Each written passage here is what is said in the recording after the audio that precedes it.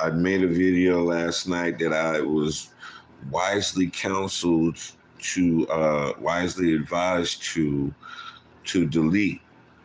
But I wanted to fill that void in with this video right here and speak on this topic because it ties into the other thing that I was alluding to. And so I want to talk about the statute of limitations on war trauma. And I'll go ahead and let the cat out of the bag. There is no statute of limitations on war trauma. I deployed in 2010 and I was in Iraq, the southern province of Basra, Iraq, 2010 to the end of 2011. And it's been 11 years. It's 2022, so that makes it 11 years since I deployed. I was about to deploy again in 2012, but thank God I didn't. I didn't have to. I didn't get picked up on that deployment. I was just the medical remediation NCO for that deployment. And what my job was, it was to determine who was fit for duty to go on that deployment. And by me having that position and having all of the Army's medical documentation under my belt, because I had to have a secret security clearance in order to deal with this information, they thought that it was pertinent that I be in Iraq to carry that on, Afghanistan, to carry on with that, because I was over 34 SFAT teams. And these are teams that go in to build up Iraq. Damn, I keep saying Iraq. These are teams that go in to instruct and build up Afghanistan fighters to take over the war in Afghanistan. So when Joe Biden pulled out of Afghanistan, it wasn't just a clear, we left them high and dry and we didn't give them any instruction or anything like that. That's an absolute fallacy. And anybody who says that is an absolute liar. I know specifically because, like I said, I was over 34 medics. An SFAT team is comprised of each MOS that the military has. So in one SFAT team, you'll have an S1, you'll have S2, S4. These things that I'm naming are job positions. So S1 is like your admin person. That's your person that's going to be over your payroll and all of that stuff. They're usually a 42 Alpha, and that's what they're in charge of. Then you're going to have your medics. You're going to have your communications guy. All of these different skills specific settings are going to be implemented within an SFAT team. And so that'll make up a 12-man team, because we have 12 primary MOSs that are necessary to make these teams work. That's to give you the background on who and what I was training for Afghanistan. So now, with that being said, I was in charge of all the medics. I had a 4-man team. I was the readiness NCO, the remediation NCO. Specialist Nixon and Specialist Smith were the logistics people. They were the ones who made charge that all of the medics' aid bags were fully and 100% complete with everything that a medic would need in a wartime situation. And salute to those young ladies, because they did a phenomenal job at, where were we at? We was at Camp Shelby in Hattiesburg, Mississippi. And they did a phenomenal job preparing all 34 of the medics with every instrument and every tool that they needed for that Afghanistan deployment. They even tried to get a couple of them for the deployment as well. But like I said, thanks God that none of us had to go on that deployment. So we prepared these men and women to go over here and give instruction to the Afghan soldiers and the Afghan police so that when we did pull out of Afghanistan, and it mind you, this is in 2012 when we did this train up. This was in 2012. So this was way before Joe Biden came in office. This was way before any discussions of pulling out of Afghanistan or Iraq. So Joe Biden was not in the dark about what had taken place. He was not in the dark about the training that our people gave to the Iraqi military force. And damn, I keep saying Iraqi. I'm sorry, y'all. He is not in the dark about how we train the Afghanistan police force as well as their military to handle each and every situation that came about before we pulled out. So we didn't just pull out in ignorance and left them in the dark. They had all of the information necessary for them to be successful in taking over anything that the United States was over in Afghanistan. This is what we did in 2012. And so you fast forward now, it is 2022. They just pulled out of Afghanistan and Iraq recently over the past couple of years. And Joe Biden had to take the lead on that. And he had to take all of the criticism for that. But that wasn't on Sleepy Joe. That was not on Sleepy Joe, I will repeat. We did our job, we did it well, and we came back home. Well, they came back home to us. Many people were distraught. Many people were traumatized. Many people were not the same. And I have spoken with a lot of my former friends who I've been going through this ordeal with over the past few days.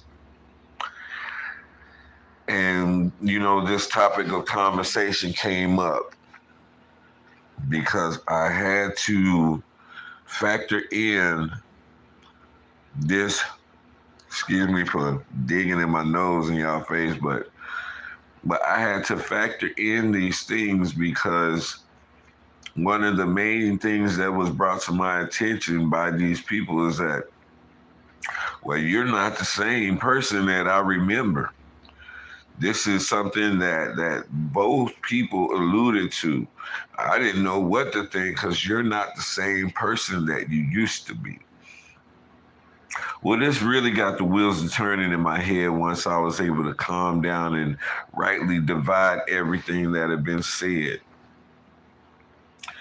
Don't you know that since 2012 that I have been in residential treatment at the VA domiciliary in Temple? I was there for, let me see how long.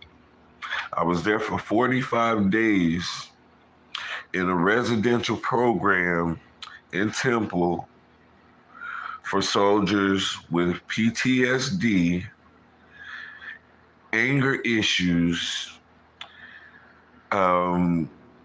manic depression, bipolar, and schizophrenic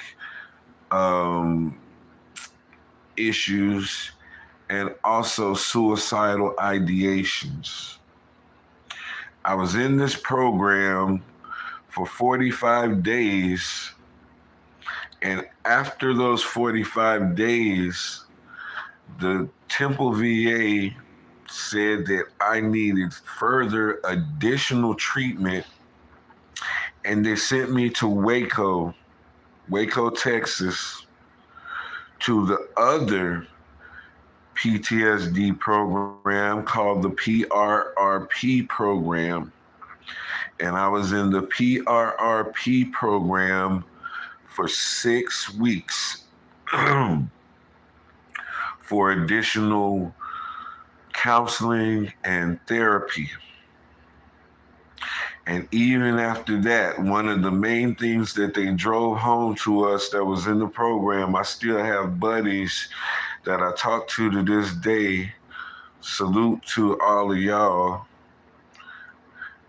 They drove home the point that this is an ongoing process for the rest of our life, because there's no statute of limitations on the fear. There's no statute of limitations on the bipolar. There's no statute of limitations on the post-traumatic stress that comes about from being in war.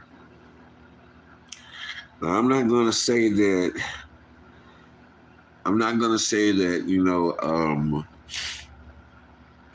I was just in the most traumatic situations, but I was bombed. The place where I was bombed multiple times. Had we not had the little foxholes, and had we not had the T-walls, then my life could very well have been ended on many occasions while in Iraq. And these things tend to bother you because when you go to a foreign place where people hate you because of the clothing that you're wearing and what you're representing by wearing this clothing, and you have a constant target painted on you, that brings about a level of paranoia unparalleled by anything else in this world. That's worse than racism will ever be. I guarantee you that is worse than racism will ever be. And so that erases any statute of limitation on your paranoia. That erases any statute of limitations on your feelings of inadequacy, all of the things that we go through after coming back from these deployments. You know, there's people out there that still call us baby killers. There's people out there that still call us savages for what we did downrange. And they don't bite their tongue, they don't hold it back. And we have to deal with that. For every one time that we hear, thank you for your service, add 3 times of you're a baby killer. Add that to every one time that we hear, thank you for your service. And you'll get a small understanding of the level of pressure and trauma that we go through on a regular basis. So for somebody to allude to the fact that I am not the same, you are absolutely right. I will never, ever be the same. Outlook, my perception, my view of things in the world will never, ever be the same. My faith in mankind will never, ever, ever be the same as it was back in 2010 when I was bright-eyed and bushy-tailed and going in to a situation that I would never, ever feel alienated like that again in my life. I never felt that before. It wasn't oh, you're a black man, we hate you because you're a black man and we believe these stereotypes about black men. No, this was a totally different animal. This was, you're an American. We don't care what color your skin is. All we care about is the color of that uniform that you're wearing. And what that uniform says to us is that you're a constant threat to us in our own country, which they have every right, because they were absolutely right about that.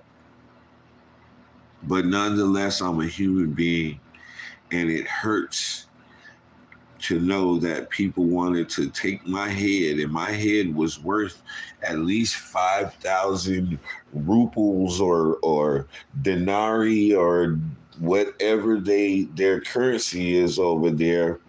My head alone was worth that. That's something to think about for 11 years. Hey, thank you, Corey, so much, man. I know that everything I did was for a bigger purpose, but that still don't stop the pain of the rejection. That still don't stop the paranoia that I have when I'm around those people who live over here and they're of Middle Eastern descent. Don't you know that when I came home and I began to go to the VA for these issues, that my primary care physician was a Middle Eastern, middle-aged woman who was very harsh in her dealings with soldiers at the VA. Yes, absolutely 100%. My primary care provider was a middle-aged Middle Eastern woman who had a bad attitude towards, so yes, especially black soldiers, to the point to where she no longer works at the VA in Temple. She's went into her own private practice because of the amount of complaints that were compiled against her for her attitude towards soldiers from Iraq and Afghanistan. Bro, this is what we dealt with. This is what they thought was going to be sufficient for us coming home and having to deal with what we dealt with, man. So not only did we deal with it over there, once we got home, we dealt with it at the place where we were supposed to get our healing. But we're supposed to be the same. We're supposed to be the same jovial, naive person that we were before we went down there, and we actually got a taste of the hatred that was in the air. I remember me writing a poem about it, and the name of the poem was, let me get it right. The temperature is hot, but this land is so cold. And the poem was talking about how when we got to Iraq and I stepped,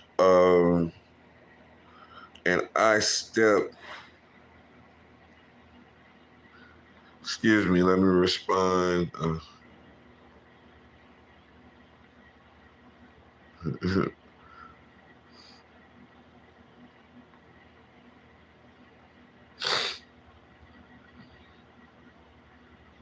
Mm.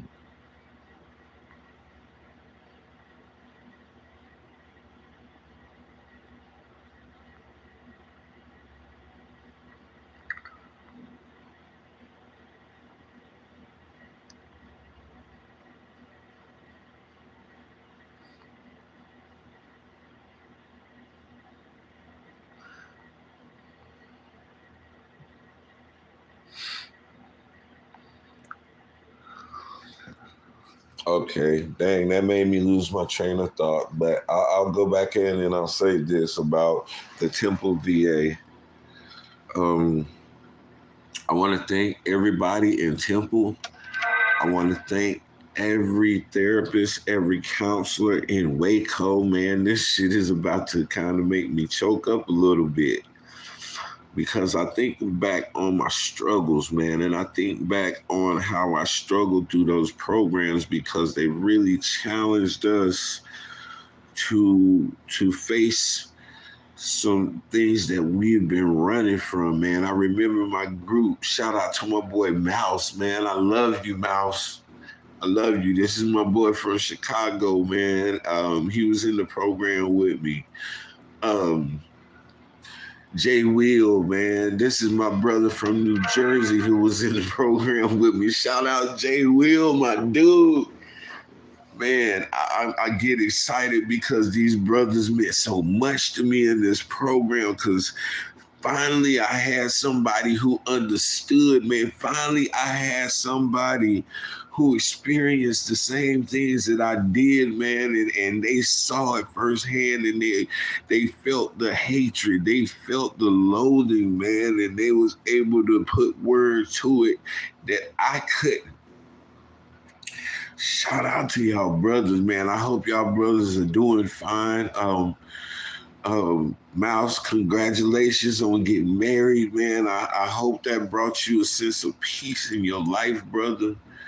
I hope everything is going well for you, man. And when you come back to Texas, bro, if you don't shoot me a message and come see me, dog, we got some problems, yo. But these brothers helped me through this, man, because just simply being able to relate, man. And so my shouts out to everybody that went through the program, everybody that did or didn't get any solace, to every therapist who took the time out of their lives to try to help us through this. But even with that, even with all of that put in place, a lot of us can't deal with what we did. A lot of us can't deal with, even though, you know, it was a command, even though we were under UCMJ to carry out these demands, it still don't change the fact of how it affected us. And so there's no limitations on your trauma. This is something that they would always tell us. There's no statute of limitations on how you feel.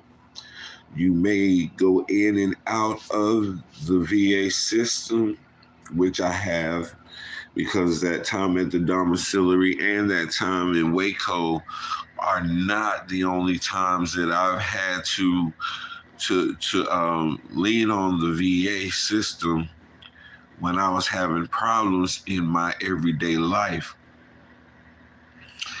I returned again to the VA system. I flipped out one day. I began to self-medicate because the medicines that we get from the VA system, they will throw you for a loop, especially if you take psychotropic drugs, which are drugs dealing with your mental health. Many of those medications, the tramadol, the mirtazapine, the Zoloft, the Ambien, the Seroquel, all of these medications will amplify suicidal ideations in you when you've taken these medications for a certain period of time. And this is what I really want y'all to hear. Corey and anybody else who watches this video, this is something I really want you to hear. These medications, each one of them causes suicidal ideations and preparation. I was on every last one of them. A couple of them I was on at the same time. I was on tramadol, mirtazapine, and one more. Tramadol, mirtazapine, buspirone is another one. And I was on tramadol, mirtazapine, and buspirone all at the same time. And all three of these medications separately causes suicidal ideation and preparation. So I was giving myself 3 doses of potential suicidal ideation invoking medications at one time on a daily basis because I have 9 different medications that I take. Nine prescriptions on a daily, 3 times a day.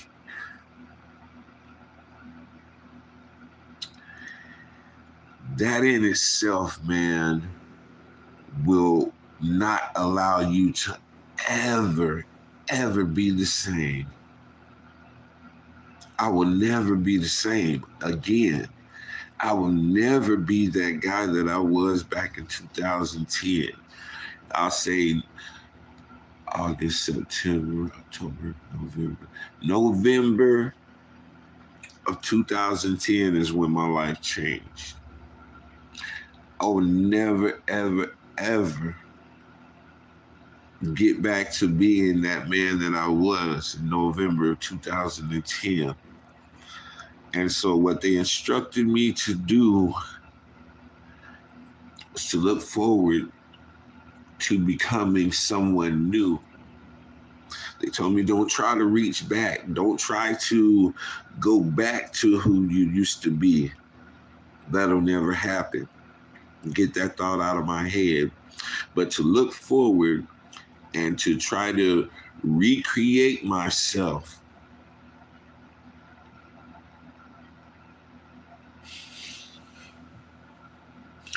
Change my outlook and have a positive outlook on a life that I spent a whole year in absolute paranoia. That's the instruction that was given to me by the doctors, by the therapists, man. They told me to recreate myself and try to have a positive outlook in this world. The world that we're living in now, this world with so much chaos, so much turmoil, so much deception, so much manipulation, so much violence and senseless anger. They want me to recreate myself. They want me to have a positive outlook in this world that we currently live in. That was the wise counsel from the counselors and the therapists. So, man, you know what I did. You know exactly what I did. What most every soldier that I know did. We began to seek out alternative treatment. We began to seek out the CBD gummies. We began to seek out the CBD cigarettes or the oils and all of these different alternative ways to cope with the life that we were left with or the life that is in shambles. Because a lot of our spouses don't know how to be a support system. They don't know what we need in order to have a better quality of life. All they know is that we're not the same. All they know is that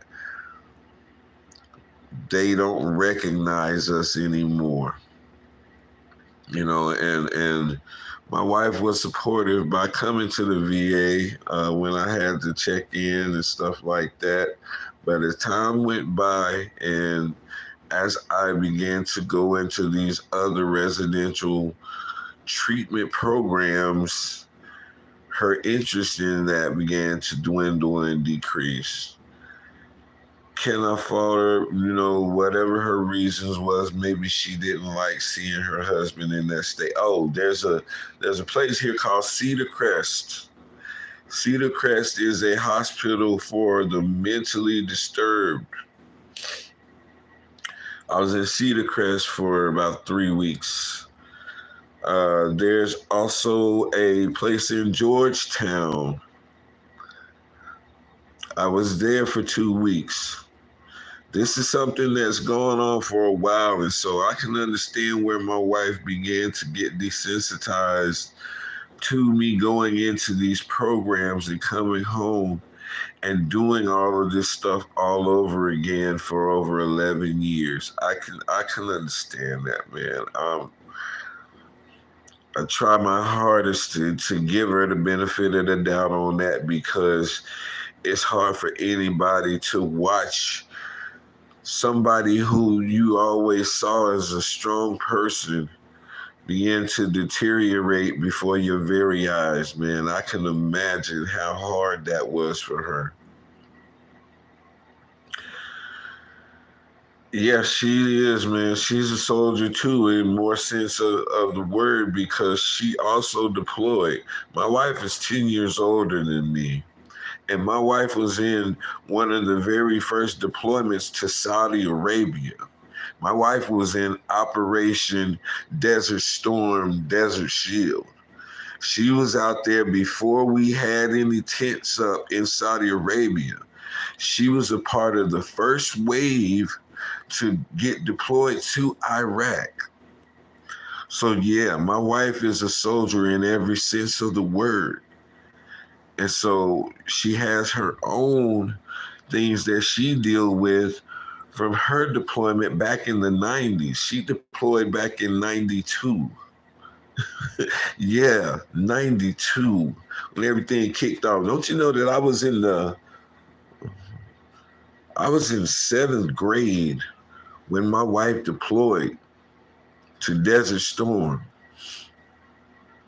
So she has her own experiences from deployment, and she tried to carry a better understanding. But even still, like I said, to watch somebody that you always saw as a strong person deteriorate before your very eyes does something to a spouse, regardless of their relationship to the military and their understanding of deployment. I thanked her, man, but right now I can't thank her. We're at odds and we're not even speaking or looking at each other. But man, our lives will never be the same. I will never be the same. My outlook on life will never be the same.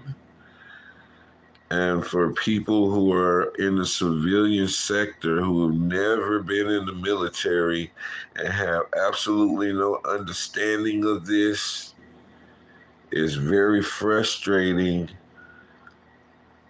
for me as a soldier and sit back and listen to them try to pick apart what I should be doing and how I should be feeling in my life. Very hard for me to do that. And so I just say to them, you are in over your head. You have absolutely no idea.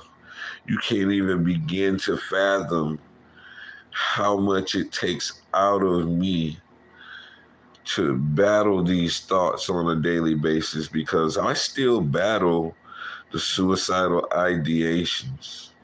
It wasn't that long ago when I was at Cedar Crest. It wasn't that long ago when I was in Georgetown, walking around in paper clothes. Walking around in paper clothes. Everything I had on was made out of paper because they didn't want me to use any of my clothing to hang myself with. Do you realize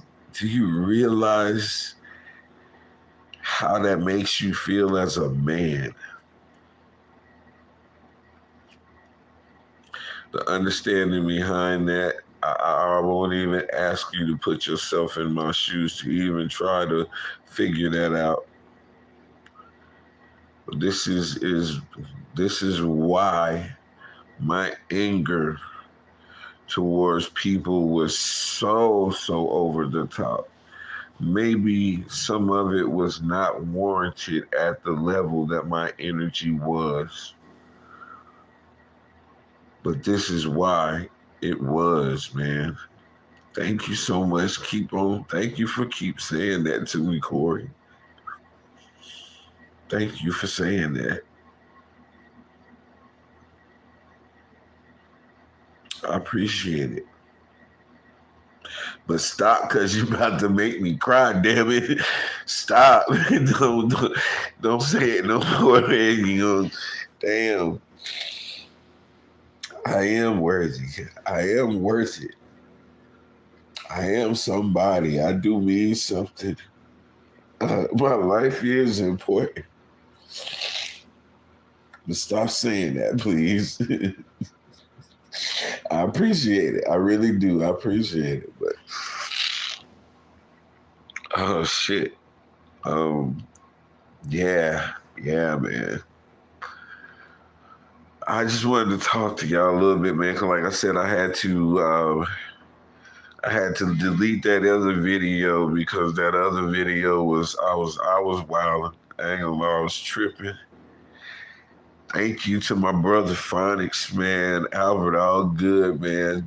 I love you, my brother, and I really appreciate your wise words, man. We definitely gonna do that show that we was talking about, and yeah, man, I'm gonna go ahead and get off here now because Corey, you got me on here crying, dog. Oh man, I don't like these things like this. But my thanks, my salute. D-Mac, I'm always gonna bounce back, man. A just man falls 7 times, but he always get back on his feet because he has a mission to carry out. So I'm gonna continue on with my mission, man, and I'm gonna get it together. Get it together, y'all, and I'll be back on, man. Hopefully, some of these soldiers who have been through this can relate to what I've said here today and what I've shared from my heart. And I hope a lot of people get to see this video because I feel like this video, man, is far bigger than me, man. Just the topics that were brought about are much bigger than me. I don't have nothing else to say other than y'all know what I say, man. Sticks and stones can break your bones, but the word can always heal you. I'm out, man.